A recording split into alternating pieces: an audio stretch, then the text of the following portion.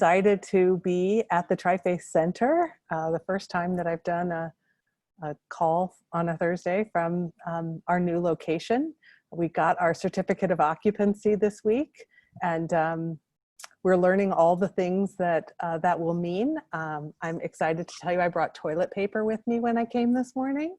So that's how far of a journey we have to go in terms of kind of figuring out the operations, and be patient with us. But we're really excited to be able to open the doors and invite you in to come see.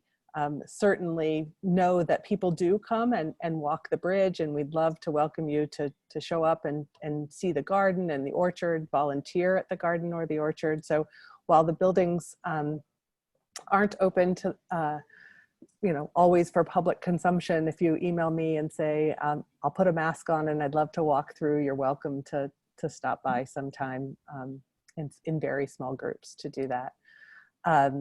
Today is my honor to have the Tri-Faith staff and team with me so that you have a chance to know a little bit more about them. I will tell you that I wrote up a list of questions and I didn't give it to them in advance. So this is impromptu. So again, be patient with them if they take a minute to do an answer. Many of you know I am a huge fan of Brene Brown, and Brene ends her sessions with a rapid set of questions. And I decided we would start with a rapid set of questions, and there are 10 of them. And we'll let each one of the staff answer these questions kind of rapid fire. So for all of you who are about to be asked these questions, it's just your first instinct kind of questions. I'm gonna make Eric go first. Snap. All right, Eric. So here we go. Eric is our deputy director. He's been with us since February. And Eric, first question, how did you first hear about Tri-Faith? So I first heard about Tri-Faith from Amanda Ryan. So she had posted something about it, actually it was during the Lights for Liberty campaign. So we did a vigil at Lights for Liberty. I know a few of the attendees were actually here that were at that event. We had a candlelight vigil / march for immigrant rights and those that are suffering down in the southern border, and for a little bit of immigration reform. And Amanda wanted Tri-Faith to be a partner for it. So she reached out and we made it happen. And that's how I got my introduction to Tri-Faith. Right. What attracts you to this cause? So for those of you that know me, I'm really big into the DEI sphere. So that's the diversity, equity, inclusion. I'm a big advocate for Latino rights and for the Latino community. And a big piece of DEI is being able to bring your full identity to the table, bring your whole self. And the interfaith or the faith, the religious aspect of a person is super strong in people's identities. So that really attracted me. Like, if I'm going to bring your whole self, that includes your faith. So that's a very strong pull for me. Great. What life experiences prepared you for this work? I'm going to start with the Army. So I'm a medic with the Nebraska Army National Guard. I did a deployment to Afghanistan as a flight medic. And a lot of that military training, it really has helped me here. The leadership building, the camaraderie, and being able to think quickly on your feet and then just rely on your training. That has served me very well as deputy director as we put out fires or we start new ones, get things rolling, start standing up this organization. I've actually relied a lot on that. Great. All right. More social question. The last TV show, movie, or book that you loved? The last TV show, movie, or book that I loved. So I just got, I'm gonna throw in audiobooks into this because that's how I consume. White Fragility. I actually just got done listening to it a couple weeks ago. Absolutely loved it. I would recommend anybody that's out there to give it a good listen or give it a good read. It talks about white fragility, but what we can do once we have acknowledged that white fragility and how we can move past it. So give it a good listen. Favorite meal? Favorite meal? You're really just going all at me here. So my favorite meal are authentic tacos. So when I say authentic, I mean you find the hole in the wall restaurant that says tacos, and that's where you go, and they're gonna have the best tacos. Tacos de carne asada. So those are just steak carne asada tacos. That is my favorite. Put a lot of green hot sauce on it. Throw some lime, cilantro, onions, with corn tortillas, not flour. Has to be corn. And that's it right there. That's money. Great. Who inspires you? Who inspires you? Me. So it's actually my dad. So my dad was he was an alcoholic, which is a strange way to start an inspiring thing, but he was very loving, very caring. Regardless of whether he was sober or drunk, he always had that loving, caring nature to him. And he always invited everybody to the table. He always wanted everybody that was in the room or in the area to have a good time, to be part of the group. And I feel that that's really that I've that's really been a big part of who I am. Is I'm an includer. One of my Gallup strengths. I like to bring people in and figure out how they can contribute to things. So definitely my father. Great. What's one thing that you're deeply grateful for right now? So something I'm very deeply grateful for is actually this job. This opportunity to be at the forefront of something that Wendy and I have talked about this. I think Trifaith is in a great position to be a connector, an innovator, a source of strength for the community in these troubled times. And I don't mind saying troubled times because we have COVID, we have social and racial injustice. There's a lot of unrest, and I'm looking forward to what Trifaith can do. All right. We have three more. Okay. What's something that people often get wrong about you? That people that get wrong about me is they always think I'm always super serious. So I have resting bee face. I won't say the whole word, but and so I have like a mean face, like that's my standard operating face. And people always think I'm serious, and I'm actually I'm very warm. At least I think I am. I love to make jokes. I am very high energy. So that's people are surprised when they first get to know me and they have that initial impression, how I come out of my shell very quickly. Great. What's an early memory when you noticed human difference? I know exactly the story to tell. I don't know if I should say it. It might get me in trouble. Let's go for it, and then we'll go from there. Um, so we grew up in Los Angeles, so we grew up in Compton, and I want to say I was probably 4 to 5 years old, and I was playing outside, and we had an African American fellow was just walking down the street, and I saw him, and I was very surprised to see him, and I rushed home and I told my mom in Spanish, ama, mira un hombre de chocolate. It's a chocolate man. And she said, no, no, no, that's an African American. And they just have darker skin color and they're no different, et cetera, et cetera. And that was 4 or 5 years old when I first noticed it, which is funny because in Compton is super, super diverse. A lot of Black, Brown, API, or Asian Pacific Islander people there. Okay. Last question. Why is bridging difference beneficial to our society? So bridging that difference is beneficial to our society because I think that we're not all that different. I think that we're shades of the same color or difference, if you will. And a lot of the time when we see difference, it's a lot of just a misunderstanding, or we don't know, or what have you. And as we bridge those differences, we learn that we're more alike than we are different. We build unity, we build compassion, empathy, we build community. So I'm always all about bridging people together because we're stronger together. Thank you. Yeah, absolutely. Who wants to go next? Amanda. All right, Amanda's our program director, and she has been with us since January of 2019. And Amanda, first question, how did you first hear about Trifaith? I think I first heard about Trifaith when I was interning for Project Interfaith around the same time that both organizations were starting to develop. Yeah. Great. What attracts you to this cause? I think the biggest thing is that our entire society is interfaith, right? That we have people of just diverse beliefs and practices, no matter where we go. And even if it's intrafaith, so within like Christian communities and stuff like that, there's just tremendous difference, and we need to understand each other a little bit better. What life experiences prepared you for this work?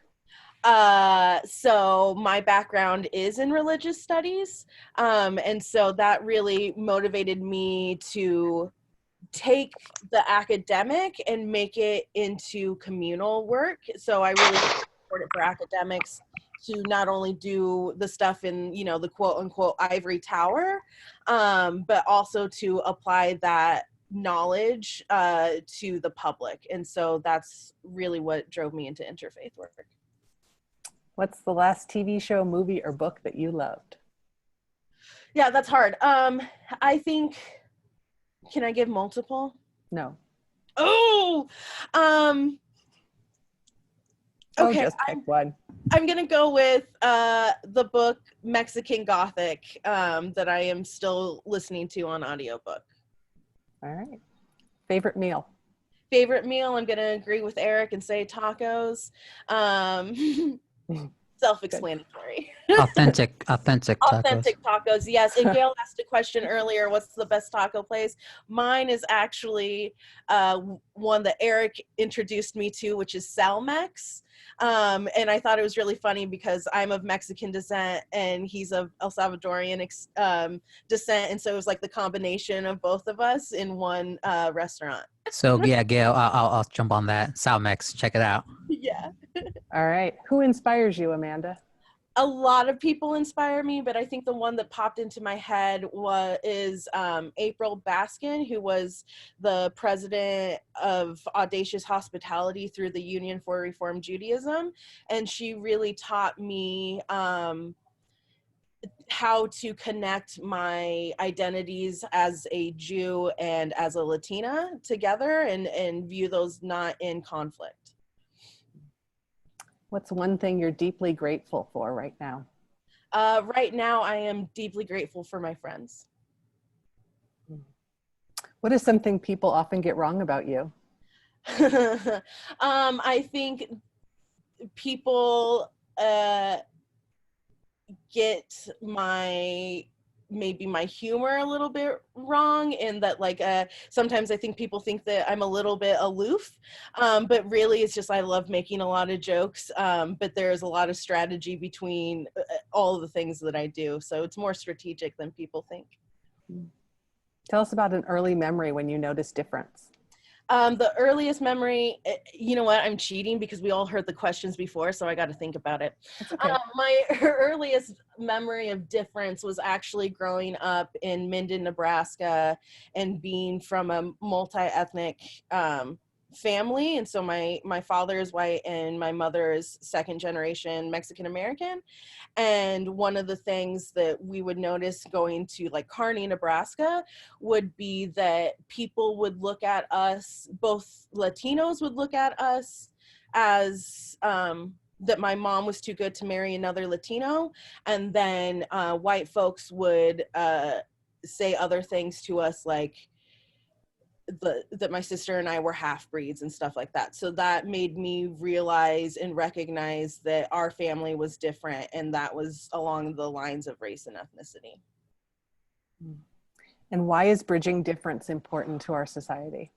I think back to that example is that regardless of the racial or ethnic group that you're a part of, that love is love and it crosses all boundaries. Thank you. All right, I'm leaning to Sierra unless Jeremy wants to jump in. I'll go and make Jeremy go last. All right. All right. First question. How did you first hear about TriFaith? So I'm Sierra, I'm the communications director. Oh, I'm sorry. No, you're and Sierra has been with us since December, but full-time since February. Yeah, so Amanda and I interned like a decade ago at Project Interfaith together. So that was where I first heard about TriFaith as well. And actually, fun fact, I got invited at one point to speak at a church, and I was actually introduced to Sierra Parigi from TriFaith. And then I had to walk up there and tell them, I'm Sierra from Project Interfaith, and this is what TriFaith is, and this is what Project Interfaith is. So even pre-being here, I had a lot of practice with the talking points about what TriFaith is, which have changed because now TriFaith is no longer about building a campus. We are a campus, or a commons. So, but yeah. Exciting. What attracted you to the cause? I think that I've always been interested in difference and how different people interact with one another.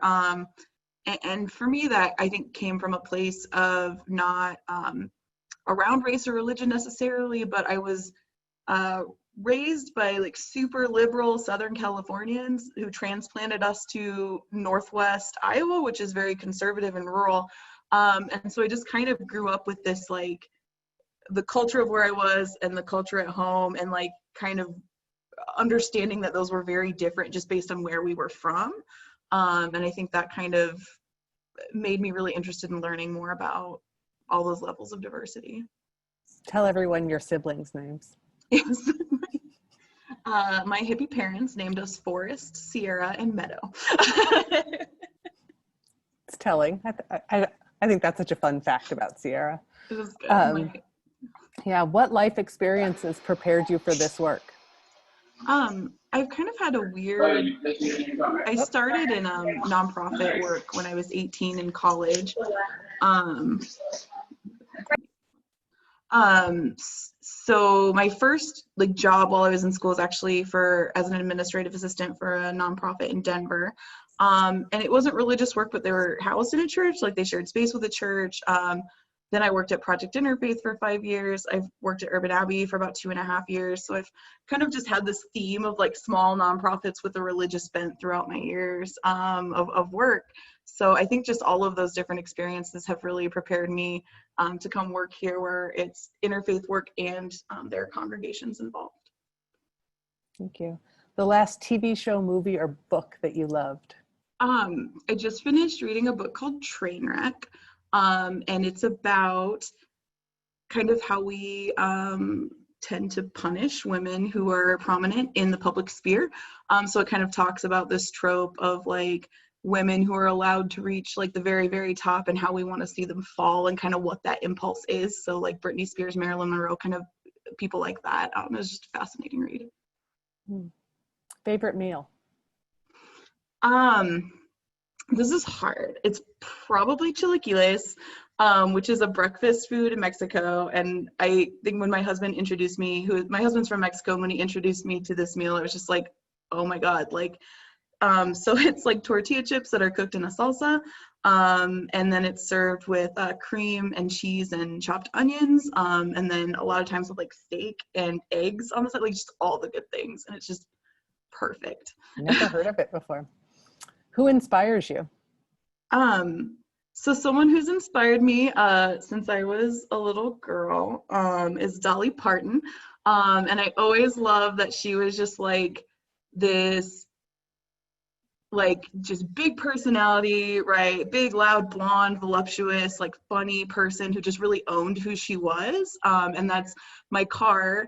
I got a Subaru Outback, which has always been my dream car last winter, and her name is Dolly. So it's someone who's always inspired me.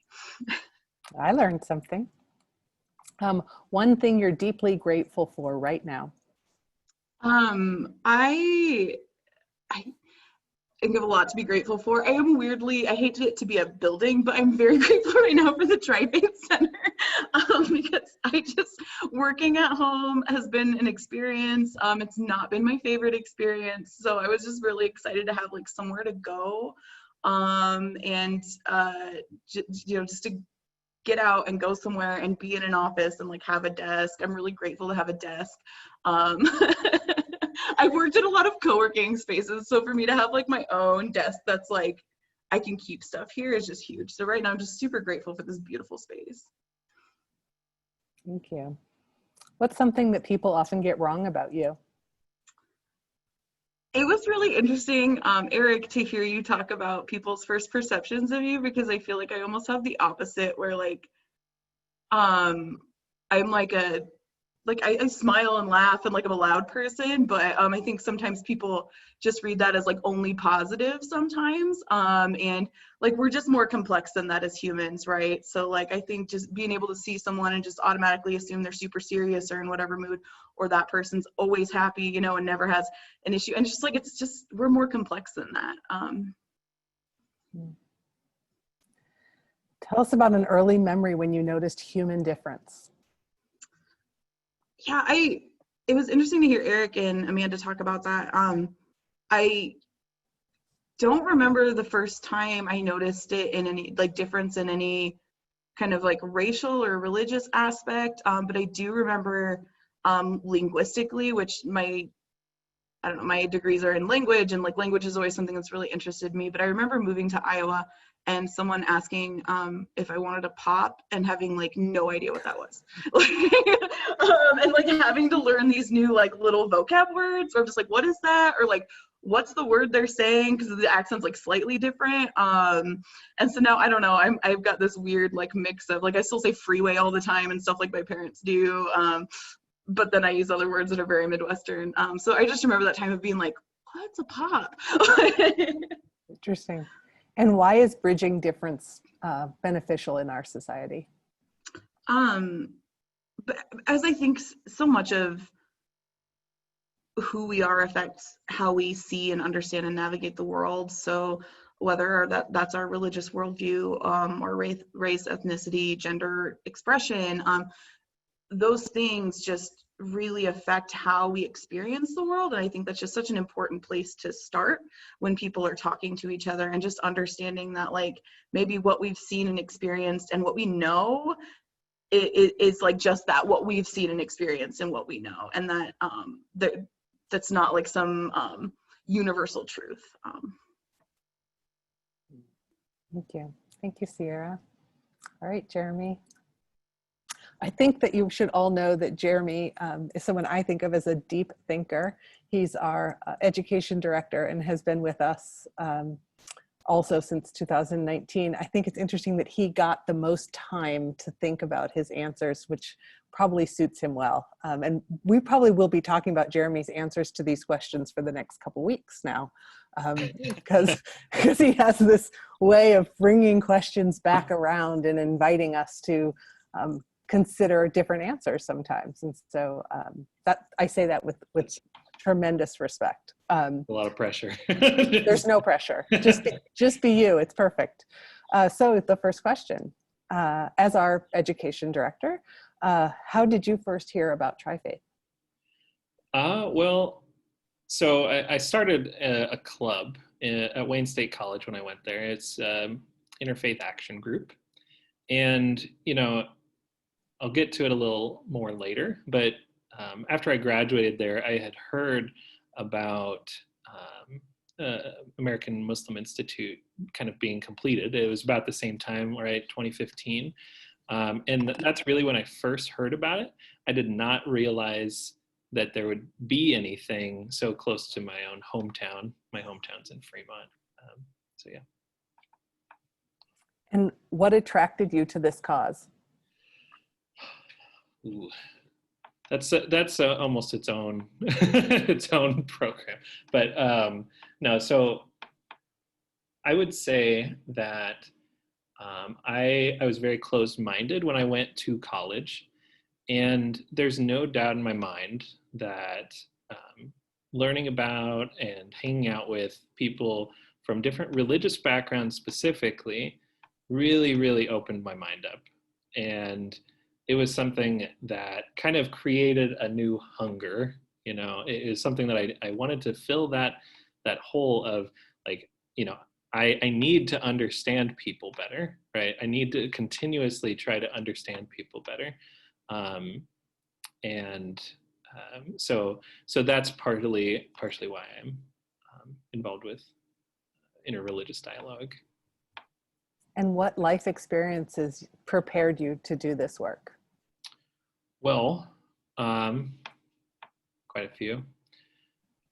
So like I said, I always, ever since that kind of moment, I had some great professors who were Baha'i, and I had friends who were Muslim. My dad's best friend is Muslim. And, that hunger made me want to go on for graduate school in religious studies, which again, just kind of continued to feed that. I think during my master's program, I studied the rise of white supremacy in the very, very strict sense, the people who you think of, the David Dukes out there.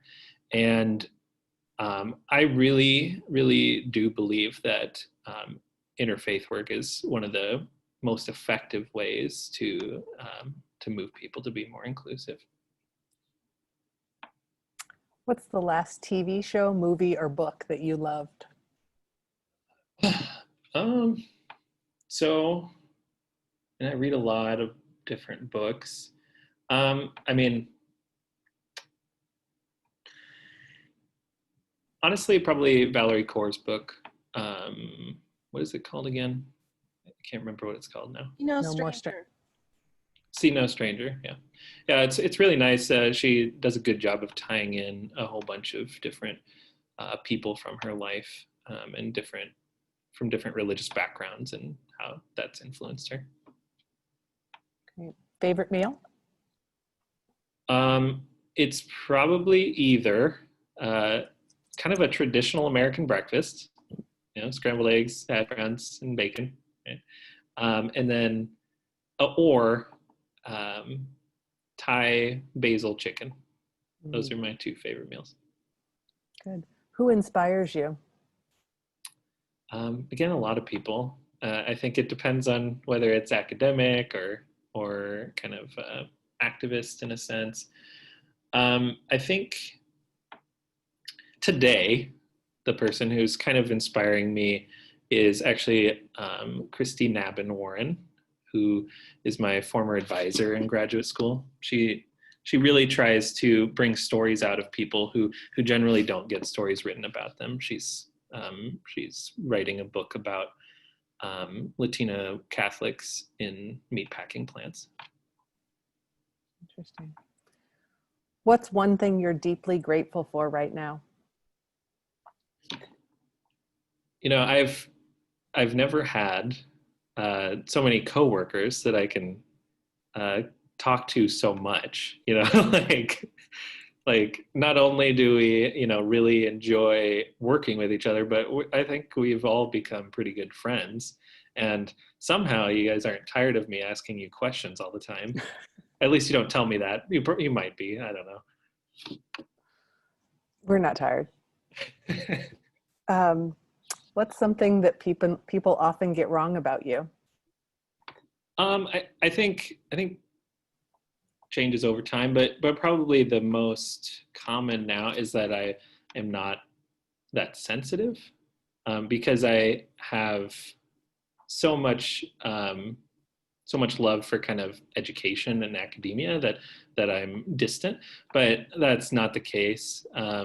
That sensitivity is why I do the academic and educational stuff. What's an early memory when you noticed human difference?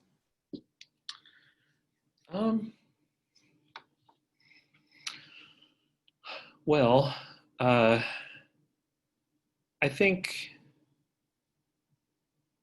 the earliest moment is, my dad's best friend is a kind of double immigrant. He was from Nigeria originally, a Muslim from Nigeria. He moved to the UK and then he moved to the United States. And, I grew up in a town that was, vastly white and Christian or secular. And I think, you know, his absolute, you know, like patience for people who, you know, may not get it right the first time, really impacted me and made me recognize that, you know, that these differences are important and valuable. And why is bridging difference beneficial to our society? I think we have a problem, whether it's in person or over social media. And I honestly think that in some ways it has gotten worse during the coronavirus, is this kind of distance that we have, and to some extent a dehumanization because of that distance. You know, especially online, you know, all we have is a profile picture, and, you know, I can't believe the things people say on there that are absolutely dehumanizing. And just seems to keep compounding. But I do think that bridging these differences allow us to kind of reintegrate that understanding that, you know, everybody is human, right? Everybody, now we have differences, and those are valid and valuable. And we also have similarities that are valid and valuable, regardless of who we are. Thank you. So we're going to thank you for your patience in learning about these fine human beings. It is such an honor to be on this team. We thought it would be interesting for you all to get a little window into some of the conversations that we have with each other. And so we have been working on a diagram that talks about kind of the managing change and the transitions that are considered when you're talking about inclusion in general.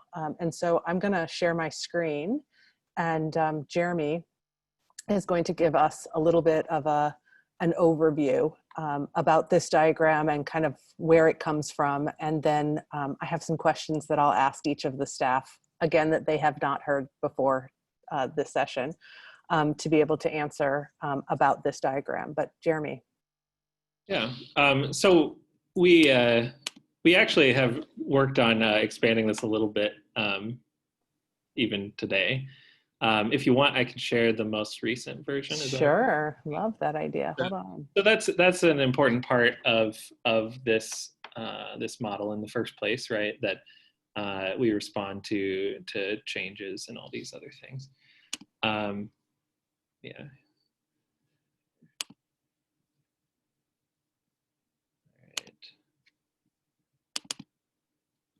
Let me bring it up here.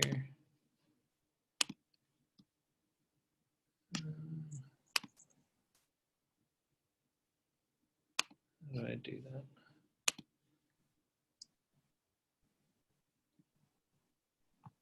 Huh. Maybe I'm not the best with this here. We're patient. We're good. Here we go. Okay.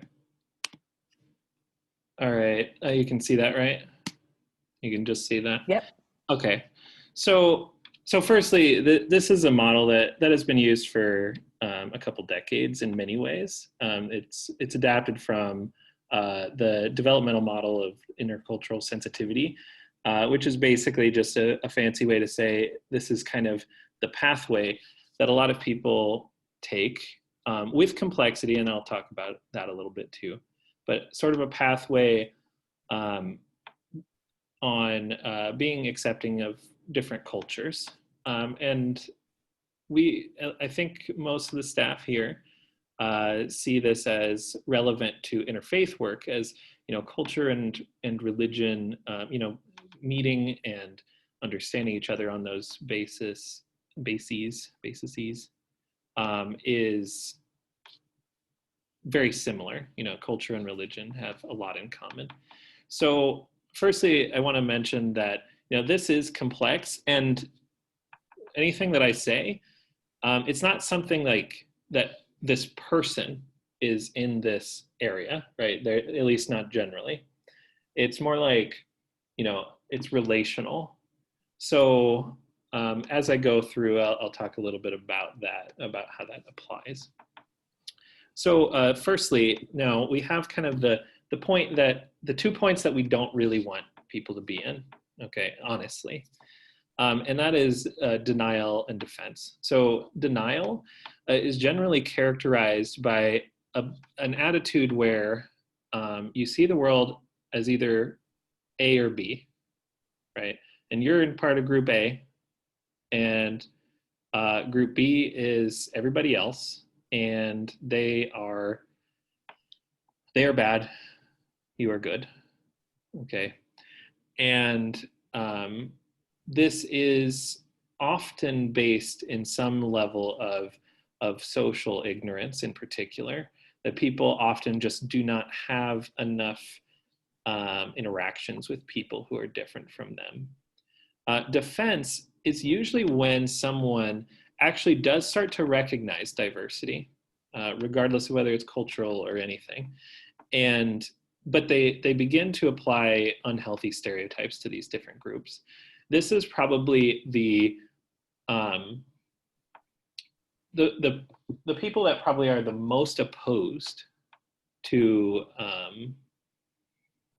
kind of multicultural life are probably in here, just because people have become more cognizant of diversity over time. And this is often seen through the idea that people should do what I do, do exactly what I do. And then this is something that actually the original model doesn't have, and that's tolerance. Tolerance to me is sort of the baseline, right? We want everyone to be tolerant. I don't think we can accept I don't think we should accept below tolerance, right? Tolerance is just the idea of neutrality. It's the idea that we can ignore people, right? That we can live in our own life, the end, right? I don't care what they do, they do their own thing, right?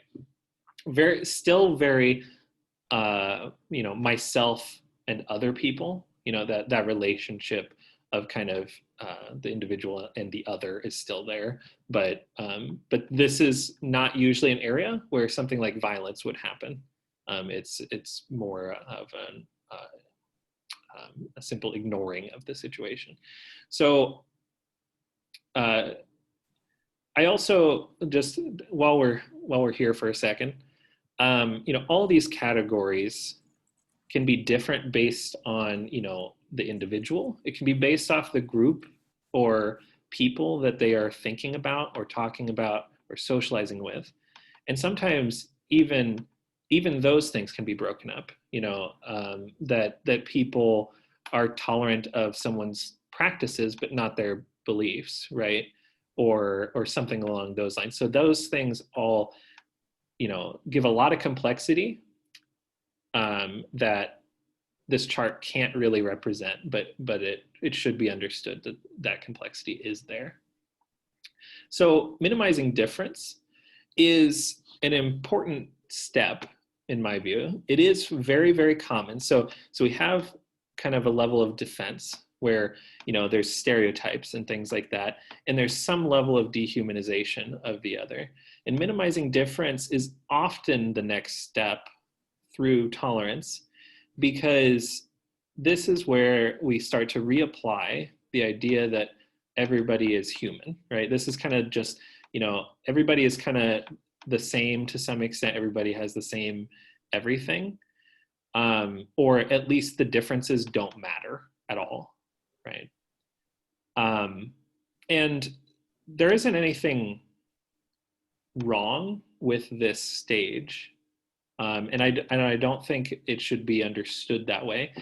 It's just that to truly feel valued, we need to recognize that we do have some differences too, and those are valid and valuable, which is what acceptance is. So we have these differences and similarities. We're willing to recognize that both exist, that both are there, and that we hold that dearly. this still doesn't really change our action. You know, this acceptance level to some extent is housed in our minds and our hearts, and that is very important. But the thing that I think most people would like is that we move beyond that and into actual action. So adaptation is where we use what we've learned, both through relationships and through kind of traditional educational methods, to be able to apply this competency, right? This idea that we understand that different people sometimes do have different needs, right? And that allows us to start trying to, you know, involve some of those ideas into our relationships. And then the integration stage, which in my view is very, very difficult to get to. I don't know if anyone is there, to be completely honest. But the idea is that we have become so comfortable and knowledgeable and respectful that we're able to be fluid and naturally move through different communities in ways, again, that are respectful and literate and understanding. Yeah. So, and as Amanda and I have discussed, I think generally, as you can see in the line kind of between the citation and the actual chart, that often, you know, moving from sort of this negative attitude toward a more positive attitude really simply requires knowing somebody. And then once we start involving a more educational approach, then people become more literate to be able to understand each other, and then really to get deep into our ability to have better relationships with each other. We need to involve both those existing relationships as well as what we've learned. Thank you, Jeremy. Yeah. Amanda, I'm going to put you on the spot and ask you if, as you hear this presentation, is there a lesson or an aha moment that you have had in our conversations about this diagram that you would share with this group? Did you make me go first so I couldn't plan my answer? Maybe. I think the biggest thing for me maybe is that recognizing, as a staff talked earlier this week, is that it is a really messy process, and that there are going to be times where we might be at acceptance or adaptation, and because of a certain experience we move to, you know, minimizing difference, or ending up just simply at the tolerance point. But then there will be other times where maybe we were we thought some stereotypical things about a different religious belief, and then but then we get to know somebody, right? And we move into acceptance or even adaptation or even integration. And so it just fluctuates and moves so much. I think that's one of the things that I've learned at my time at Trifaith, and then also just like when Jeremy originally showed this to us, and I realized like, oh, okay, and this is how it's mapped out, and stuff like that. Thank you. Sierra, any aha moments or lessons that feel important to share from you being part of this conversation about this model? Yeah, I mean, I think just tacking on a little bit to what Amanda said, like I think it is like a messy process, right? And like with a lot of our life processes, like we might have think like we made like so much progress and like something happens, and then like that's not a failure point, right? Like it's just another learning point, and it's just another reminder. And so I really appreciate that Amanda brought up like kind of how messy that can be, and then also like just understanding that that is part of the process. Thank you. Eric, any additions or even just how you feel this model impacts you in understanding our conversations personally or professionally?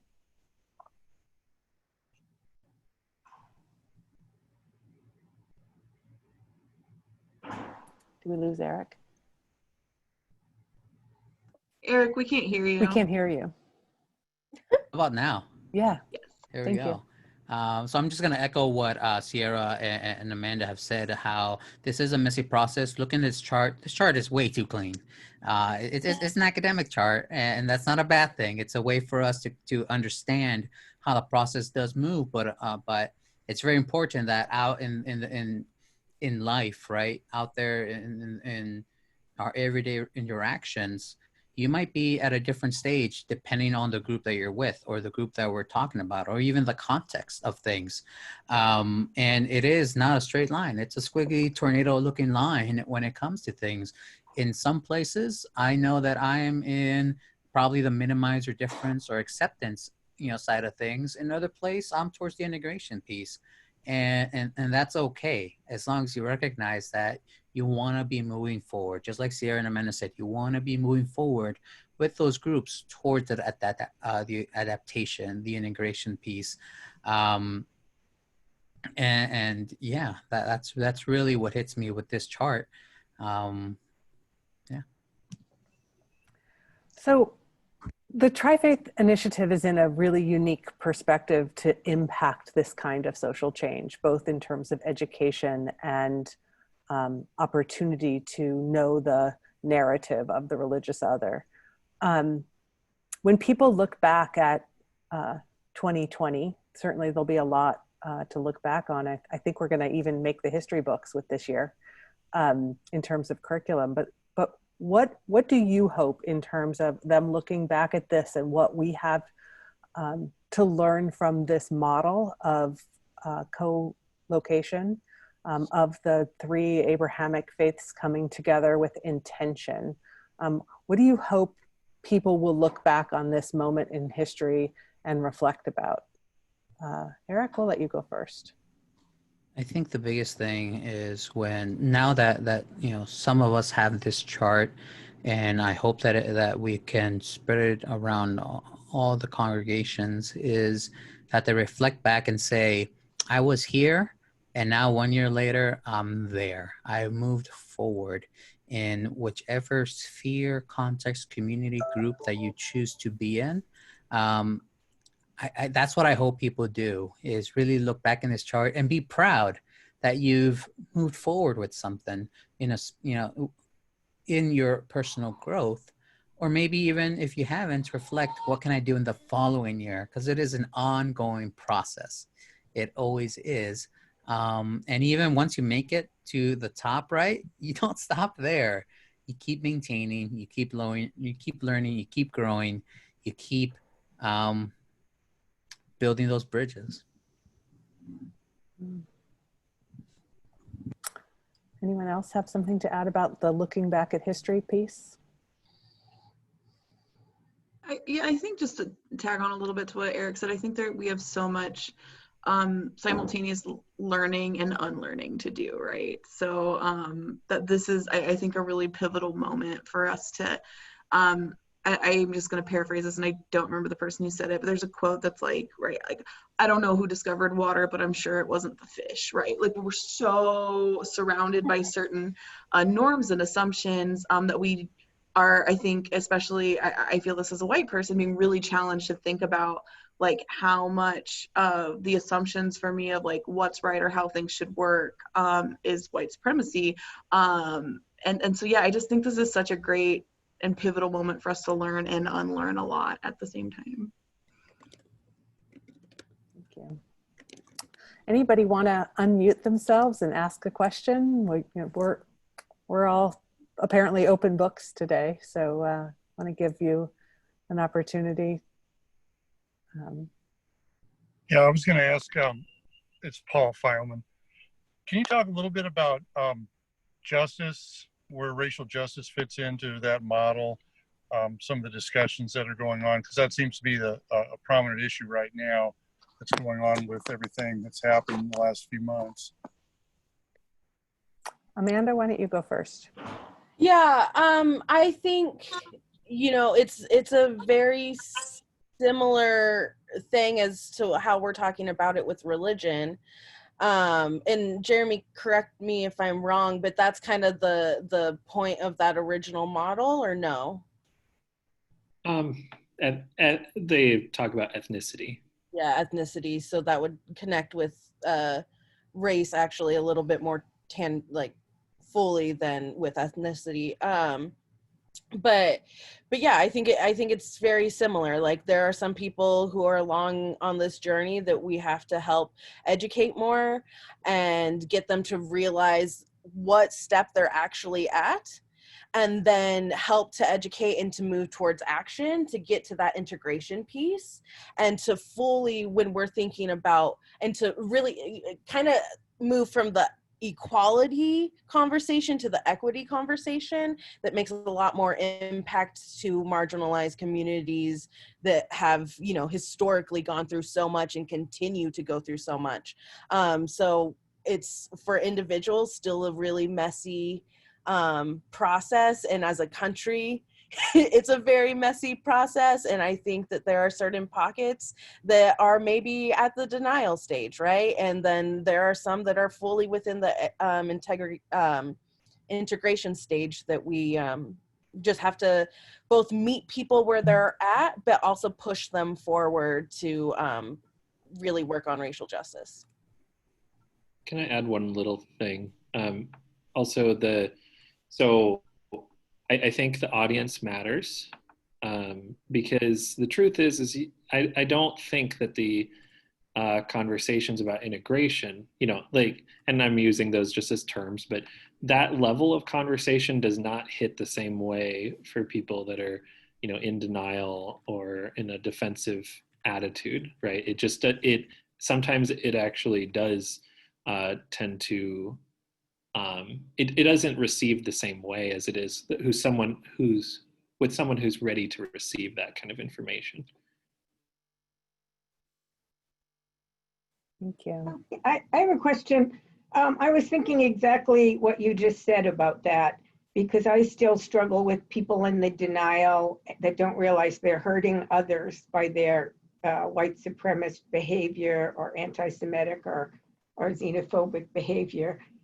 If I tried to have a conversation with them, it's almost like painful to me sometimes. Do you have anything to say about how you have conversations with people like that? I want to say one thing is that it's not everyone's responsibility to do everything.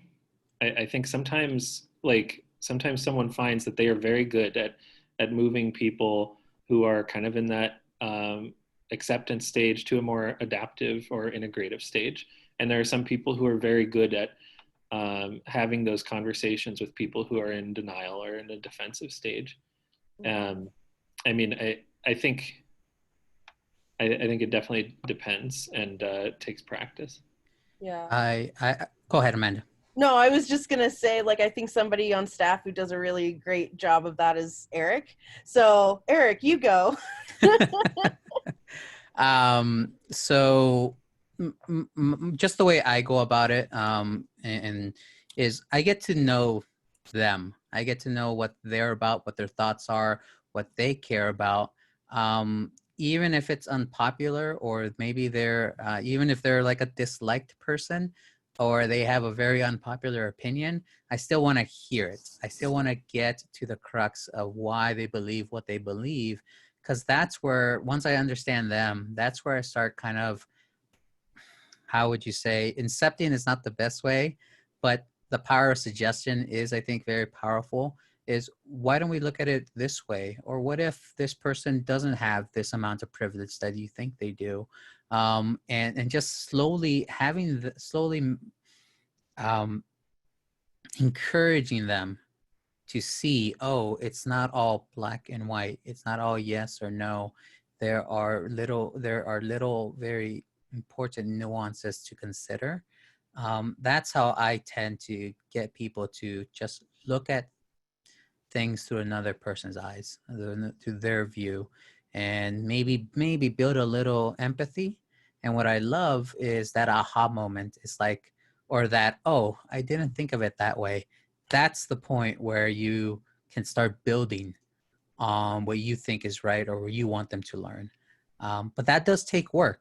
And I'll go back to what Jeremy said. It's not your responsibility. It's unless you have a very strong, you want to get this specific person on your boat. It's not your responsibility to do everything. Make sure you self-care. Make sure that you conserve that energy, because there's some big fights out there. Yeah. And I would agree with Eric on that. I know the weight of the world is really, really, really heavy on all of us right now. And then not only that, but we're all going through our own personal issues as well. So that self-care piece and checking in with yourself and your physical health and your mental health is really, really, really key. And I think in this whole process. Yeah. Thank you. Well, thank you again for joining us. I just wanted to say thank you. That was awesome, what you guys shared. Yeah, we appreciate you all being here. I did drop a link to a survey. We would love to have your feedback. Jeremy just put it in the chat again. We'll follow up with a recording of this, and a reminder that we've moved these sessions to every other week. So 2 weeks from today, I'll be hosting Dr. Carrie Ryan, who we're working with on research in terms of religion in the workplace, and also with Dr. Paul Williams, both from UNO. And we'll be talking with Dr. Williams about the curriculum that we're developing in collaboration with UNO to have an online class about Judaism, Christianity, and Islam that will launch in January. So please tune in and be in touch with us. We're grateful for all of you. Have a great day. Thank you for coming. Bye-bye.